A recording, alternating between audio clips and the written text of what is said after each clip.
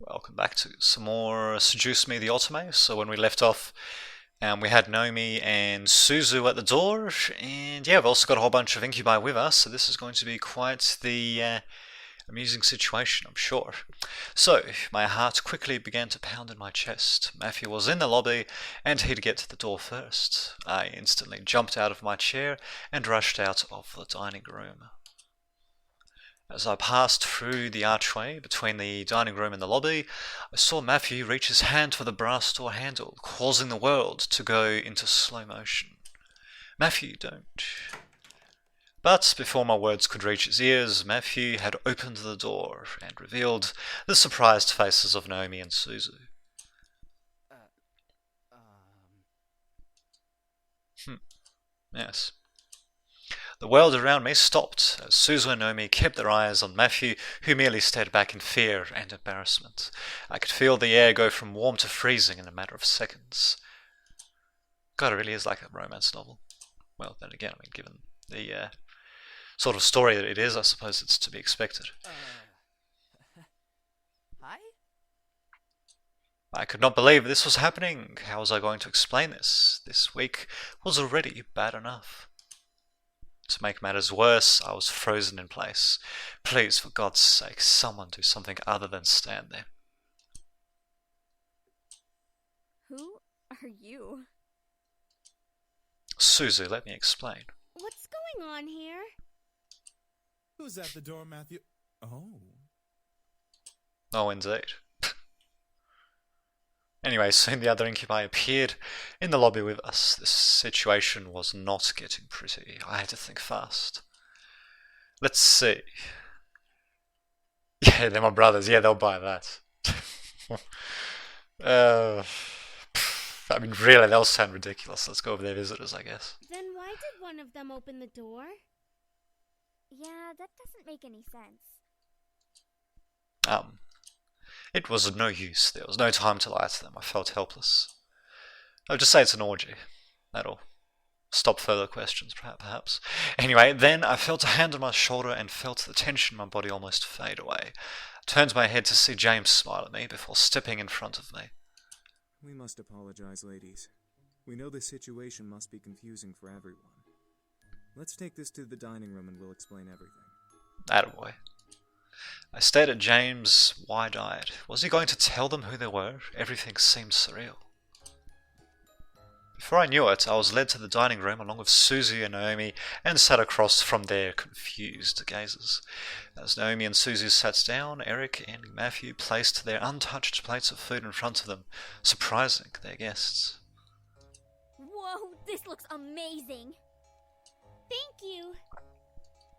Our pleasure, ladies. We hope you enjoy your meals. Make sure you dig in!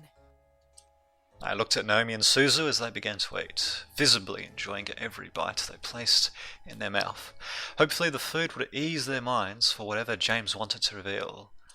Maybe they could say they're a travelling band of chefs. Anyway, as Naomi and Suzu ate their impromptu meals, James and the other boys stood behind my chair, making me grow more red in the face. So, Anderson, are you gonna tell us what's going on? Well, you see, Gently, James placed a hand on my shoulder again, signalling me to just eat my food and shut up, eh?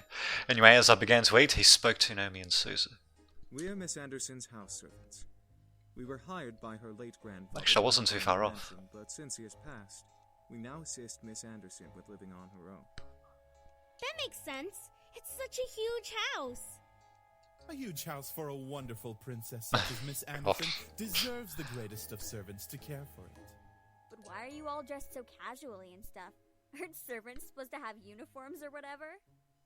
Well, Miss Anderson allows us to get comfy while we work, so she lets us wear casual clothes. Yeah, something like that. We're sorry if we made this situation awkward earlier. We're very sure that Miss Anderson is also still getting used to having us as her servants. It would be very hard to explain after just a day. I guess. So, if I may ask, what brings you two ladies here? Well, we wanted to see how our friend was doing. Since it's the weekend and all, usually we hang out and just chill. Yeah, like going to the arcade and stuff. Or the Pink Lady Cafe. There's an arcade? That makes a lot of sense, ladies. Well, we don't wish to disturb you any further than we have, so we'll take our leave and start preparing the house. Huh? Preparing for what? We gotta prep the house for some sort of housewarming party thing. Our princess's parents requested a housewarming party to be held here soon. And by soon, they mean tonight. Oh, well, I guess we can No help pressure. out or something. Right, Naomi? I thought you wanted to go to the arcade. This housewarming thing is more important. No need. We can handle it. If you'd like to, miss, you can go out with your friends while we handle things here. Seriously? Like, totally. Sam, not now. Well, I wanted to help out, but at the same time, I wanted to go out with my friends. James gave me a look of understanding, letting me know that if I left, everything would be okay. I had to make a decision. Oh, we get a decision. Yeah, why not? Fuck it, let's go out and have fun. Are you sure? I'm sure. I trust these guys to be able to work everything out. Thank you for trusting us, miss. We'll have everything done for you by the time you return home. Alright, we'll wait here while you go get your things. I was strangely relieved to know that everything was going to be okay while I was gone from the house. I trusted the guys enough to do everything they could for this house party, so my mind focused itself on hanging out with my friends. Eventually, I was out the door, walking towards Naomi's car with Naomi and Suzu. Suzu grabbed the entire back seat as I took the passenger side. Naomi started the car and drove off towards the city. It was nice driving out with my friends.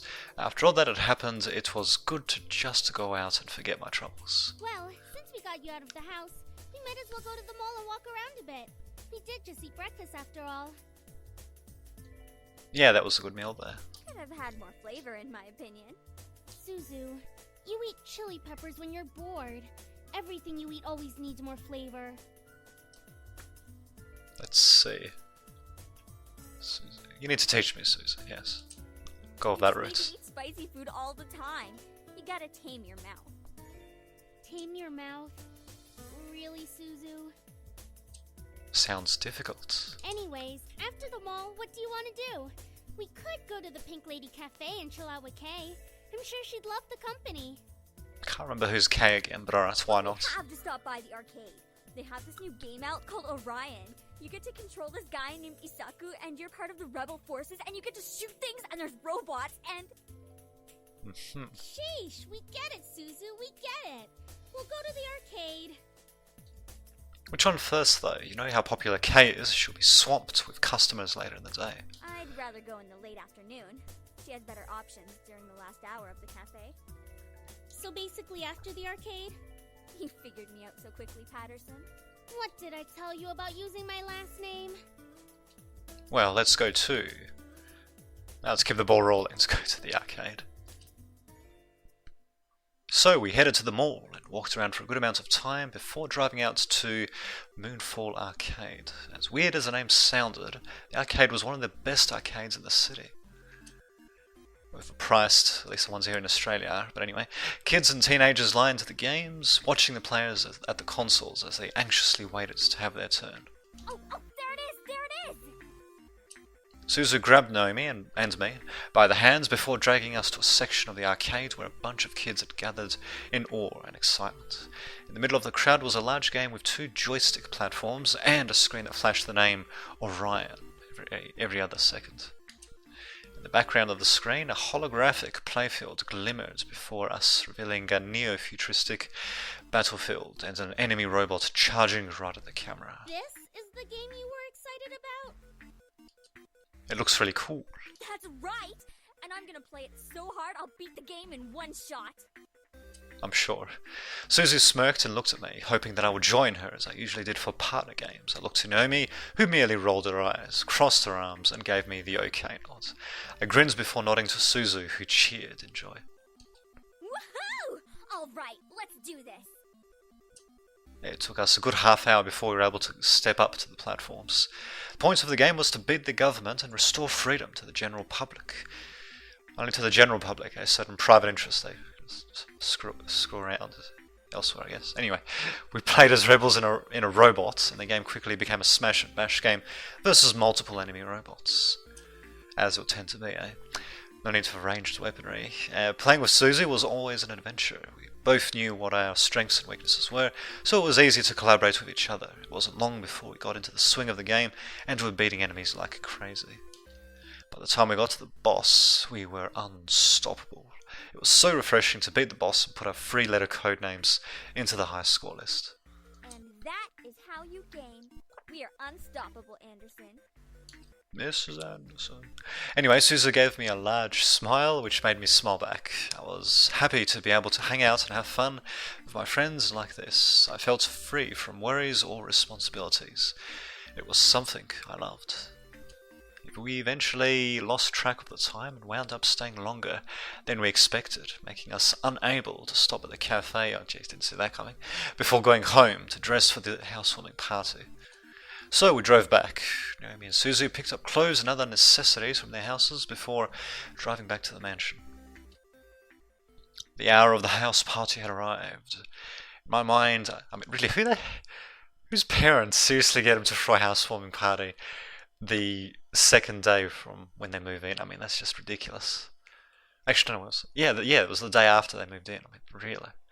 Anyway, the hour of the house party had arrived. In my mind, I kept double and triple checking the essentials for the party. Getting tongue-tied. Double and triple checking the essentials for the party. Knowing my dad, he invited his business partners and the executives of the Anderson Company to show me off.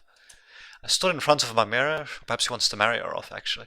Anyway, I stood in front of my mirror in my room, staring at my form as a million thoughts ran through my mind. It was just a housewarming party, but at the same time it wasn't.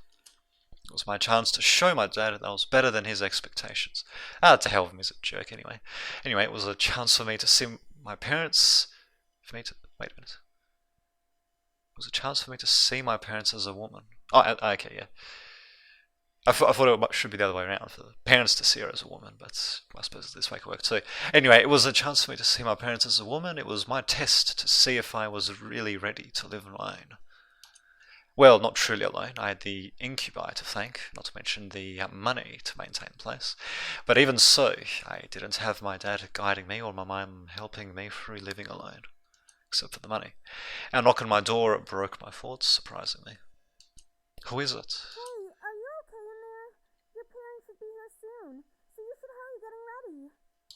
Well, I'm ready, but... But what?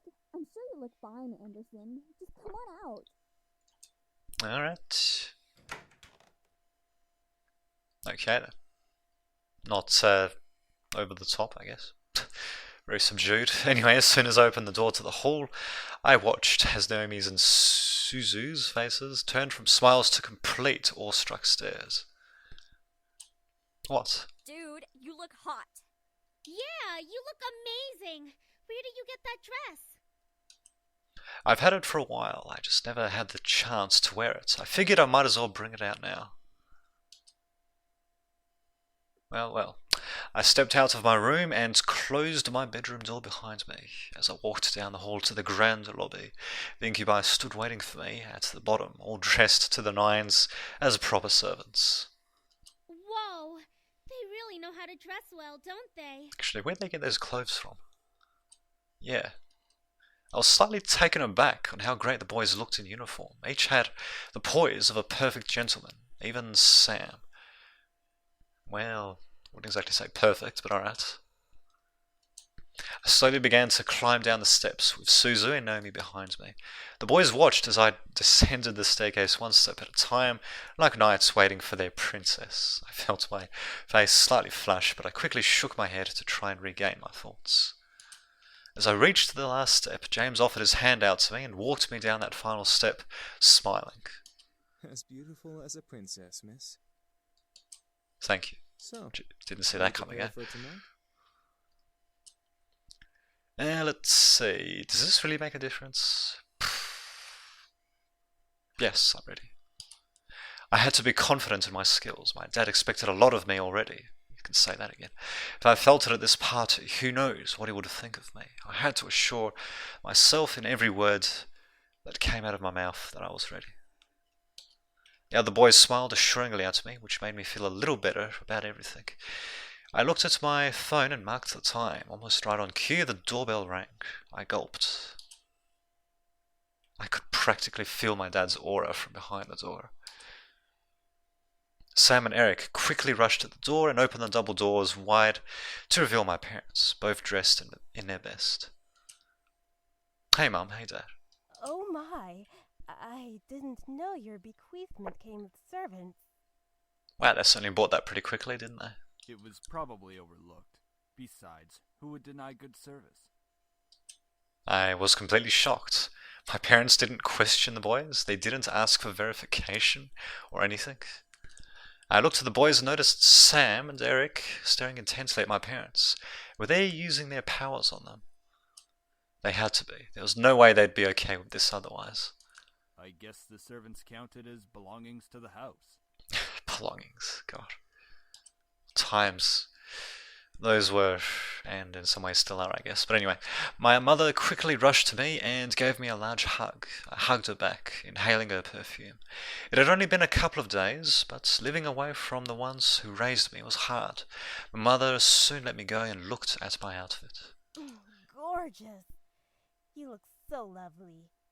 David, look at your daughter and tell her I'm right. Jesus, no pressure there. I looked at my dad, who was looking around the lobby like an inspector. I stood my ground, waiting for him to look at me. When he did, he let a small smile grace his lips. Your mother's right. You look like you're all grown up. The world around me stopped as my heart pounded hard in my chest. Did my dad just compliment me? On his own accord? Well, actually, no, he was kind of prompted. My mother was grinning ear to ear at his words. I was beyond speechless. Thank you, Daddy. However, his cold face quickly returned as he began to look around once again. I assume that you're ready, then, to impress the rest of the guests, correct?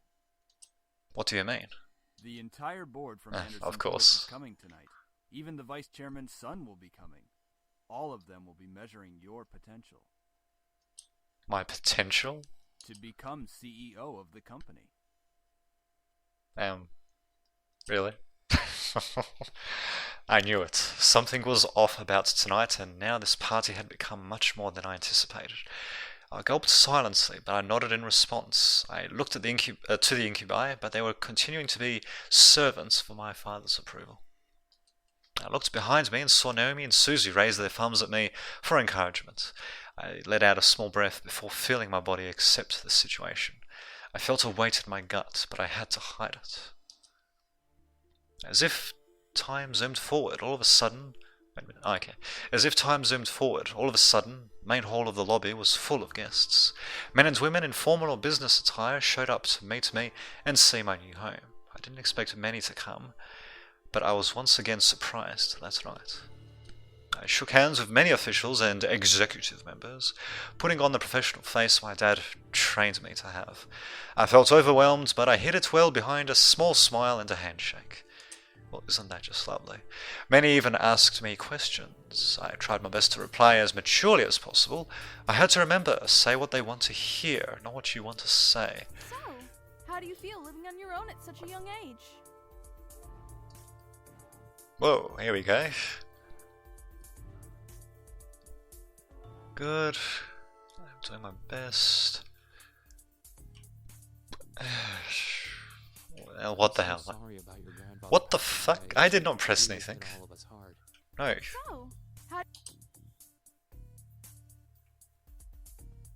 So pretty good, actually. I'm so sorry there we about go. your grandfather passing away. It really hit all of us hard. Thank you for your condolences, I Do you have suppose. college plans? Oh yeah, of course you would, because they're so fucking mature and responsible, and there's a future and all that. Present, yes, I do. I felt like the questions came up one after another. It was tough to answer some of them because they weren't about me. They're about the company. What do you think will happen with the company now that your grandfather has passed? How the hell is she supposed to know? Anyway.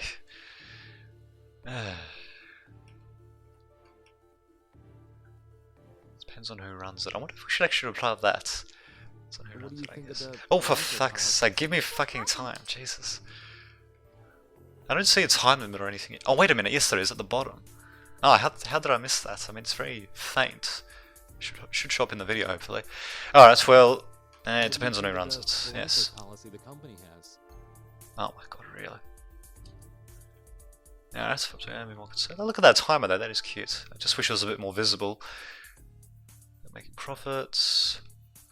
Okay, yeah, why not? The company should expand from just toys.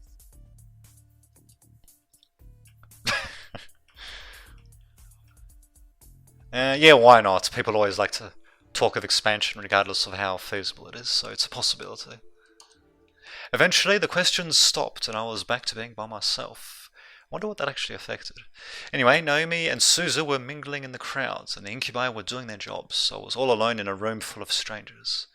Well, we're handling it right so far. It was unnerving to think about, but at least I wasn't being questioned left and right anymore. Suddenly, though, my mum pushed her way through the crowd to me, bringing along someone I didn't know. Honey, I'd like to introduce you to someone. This kind gentleman is the son of the vice chairman. Does it just mean that she sounded a bit different all of a sudden? Anyway, some generic lad popped up, apparently, so with my mother stood a man who looked only a couple of years older than me. He smiled and held out his hand to me, silently asking for my hand. Hi, I'm Andrew Lewis. It's a pleasure to meet you, Miss Anderson. Not him. Nah, to hell with him. Although then again, I suppose we're trying to be proper and all that. Nah, screw simply not to him. Andrew was slightly taken aback, but gently smiled and lowered his hand with a nod in return. My mother smiled at both of us, which made me slightly concerned. Why was she excited to introduce me to Andrew? Well, clearly she wants her to get married to him. He's probably the boss's son or something. So, you organized this party very well, Miss Anderson. Indeed. Or rather the vice chairman's son, whatever. Whoever's gunning for CEO. Besides her, obviously. Well, she's not seriously doing it. But anyway. Okay, yeah, thank you. You're welcome. Praise is very much deserved. Andrew then chuckled nervously, bringing a soft fist to his lips to cover his laugh properly before smiling at me. I'm sorry if I seem a little forward. I've just been excited to meet Harold Anderson's granddaughter. Huh? Why? He used to talk about you all the time in the office on how you helped him refine his toys. I only attended meetings and heard all of the stories. You've helped a lot with the success of the company without having to actually work there. Free labor, not bad. But anyway, oh wow, I didn't know he talked about me. That would explain everyone's fascination with me and their rather personal questions. I looked to Andrew, who had a kind face to me. Something about him seemed off, and I didn't know what it was. Bloody two-faced, that's what he is. Anyway, he seemed to be hiding something. Whether it was good or bad, I was not able to find out. I felt someone walk up beside me, causing me to turn to them. Next to me was my dad, giving his cold stare to Andrew, who suddenly became tense. So, you're Jared's son. The mighty Jared. Andrew's body twitched slightly.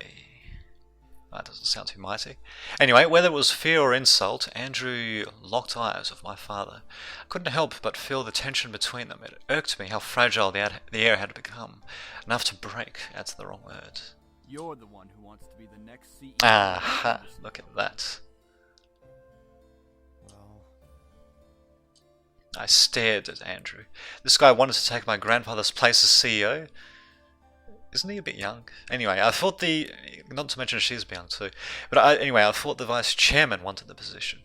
David, leave the poor boy alone. I'm merely testing the boy's conversational skills. Nothing wrong with that. Of course not, sir. And polite as well. Interesting. If you'll excuse me. Quickly, Andrew retreated away from my family into the crowd of people. Not to hell with him, actually. Don't like his first impression. Stay put. I watched as he disappeared into the crowd towards the back of the house. I was worried, but I gave him his space. He obviously needed it. He's not CEO material. That's because you practically interrogated the young man. A little questioning shouldn't have bothered him. He's obviously not ready for any title in our company. I bit my tongue. I didn't want to make a scene with my dad. One wrong word and he'd lecture me in front of everyone. That was not something that I wanted at my housewarming party. I let out a sigh before looking at the door. I let out a sigh before looking at the clock. It was getting close to midnight, meaning that the party was going to end soon. I lowered my gaze out the window and saw a limo pull up. Pumpkin limo, perhaps? Whose limo is that? Oh, that must be Lewis's car. I'll go get him. Stay with your father so you can escort your guests out together. Yes, Mum. My mother left my dad and me to slowly escort the guests out. My dad held his simple smile as he thanked each person. Simple smile, yes. As he thanked each person for coming. I did the same. Andrew quickly passed the doors before I could speak. That's a hell of it. Eventually, only Suzu, Naomi, my parents, and the incubi were left. My dad suddenly walked over and placed a hand on my shoulder with a smile. I stared up at him, a wave of confusion washing over my face. What? You did good tonight. Oh. I'm proud. Yeah, I was going to read that. Oh, thank you, Dad. Keep it up, and you'll be a good CEO. Oh, right. All right. Your mother and I have to leave. I'm sure Naomi and Suzu need to leave as well. Just because it's Saturday doesn't mean you should stay up all night.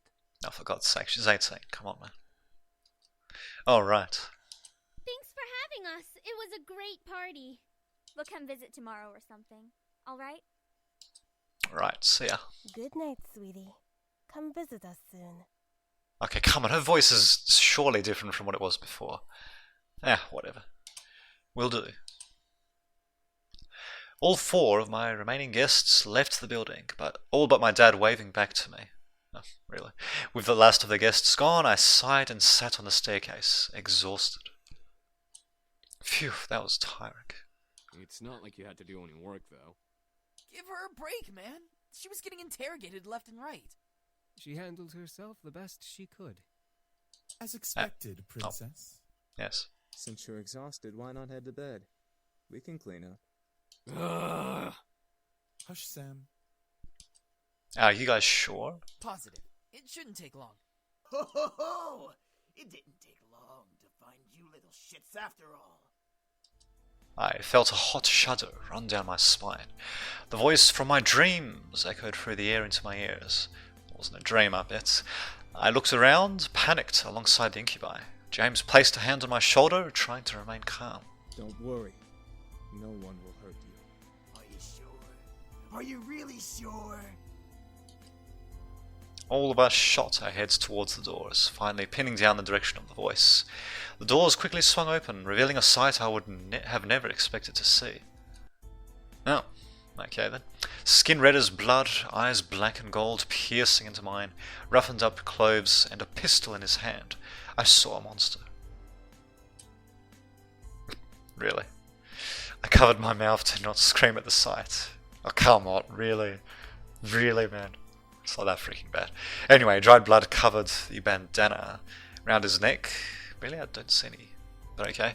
Unless if the whole thing is just coated in dried blood because it's red. But anyway. Covered the bandana around his neck as he smirked at me and the voice around me. Beside the red-skinned man was a similar-looking woman in matching thug-like clothes. Aw, what's the matter, boys? You really didn't think I wouldn't find you, did you? I hoped you would, you piece of... All of a sudden, the man raised his gun at Sam's face and instantly pulled the trigger. Well, that escalated quickly. We all gasped in shock, but getting tongue-tied. We all gasped in shock, instinctively expecting to see a bullet run through Sam's face, but... What the fuck? What? What should have been a headshot ended with a loud but empty blank shot.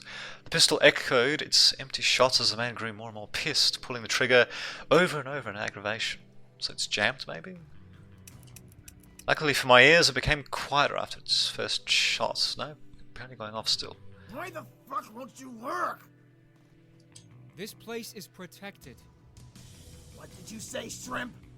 This place has a seal, protecting it from hellborn magic.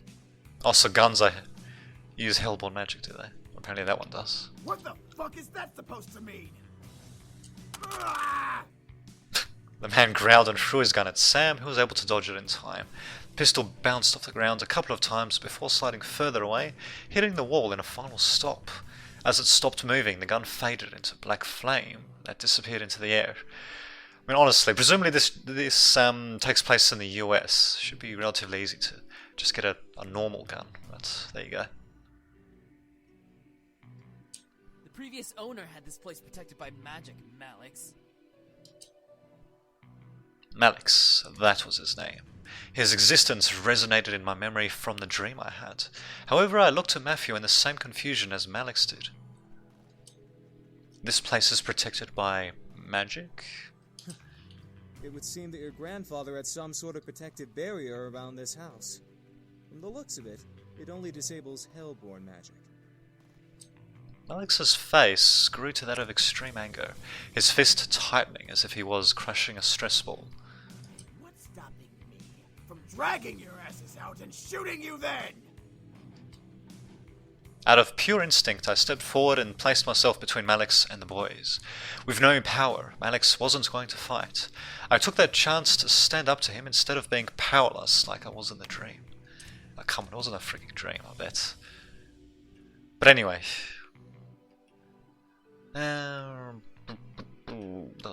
really matter that much, surely. Well, they'll use the same language, I guess. Malix suddenly laughed wildly, staring at me in disbelief. Whoa, whoa! Who let the bitch out of her cage? What is this? A reverse harem or something? It seems like it, doesn't it? Malix grinned at me evilly, walking close to me. Okay, duck. Duck? Really? Oh shit! No. Damn it, I didn't even notice the freaking time. Alright, we'll just go duck. I ducked underneath... Oh, there we go. I ducked underneath Malix's incoming hand. I stared at his hand and his black flame tattoo in surprise as I took a couple of steps back from Malix. Matthew and Damien stepped in front of me, guarding me from Malix with their arms. A quick one. I'm liking you more and more. Back off, Malix! Don't start acting tough, you pathetic excuse of a demon. You need more protection than her. Shut up! Oh, did I make little Matthew cry? Why don't you just grow a pair? Enough, Malix. The woman, who had been standing in silence the whole time, actually forgot about it, actually. But anyway, planted a firm hand on Malix's shoulder. Malix looked back at her with a growl and a glare that could kill. Since when did you get the guts to speak out of place? We both know you've never controlled me. I want them dead just like you do. But now's not the time. God, that voice acting. Fuck off! I know what I'm doing. Do you? Even if you did fight them, there's 5 against 2. We never win. Indeed. Shut up! Well, perhaps in a little while, old sport. Let's go, Malix! We're wasting our time! The two growled at each other. If they could have used their magic, I could sense that fire would glow from under their teeth. Under their teeth, alright. Malix grunted and glared at the boys. He pointed at James, wanting so badly to use his fingers like a knife. Just wait, pretty boys. We'll get you and fuck you up real good. Diabolical fiend if I've ever seen one.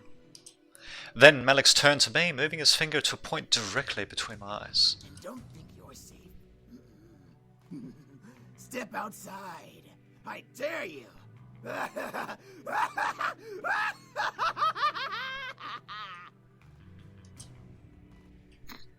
How intimidating, yes.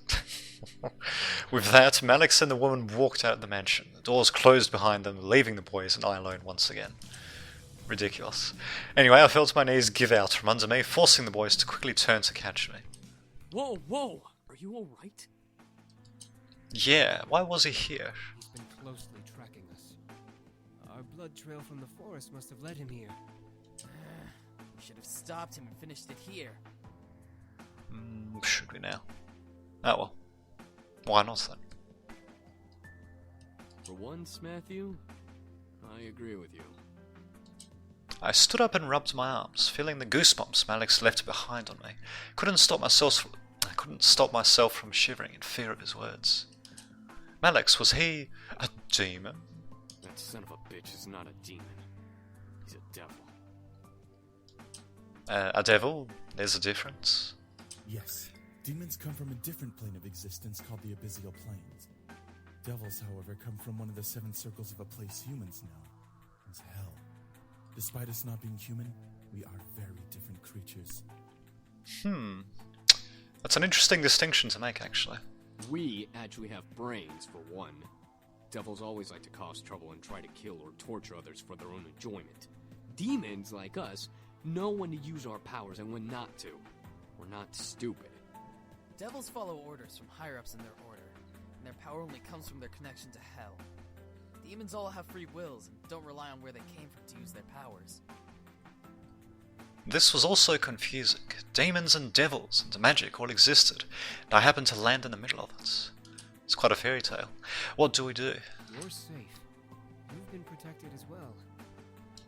What? What Damien's saying is that the magic that protects this place also protects you.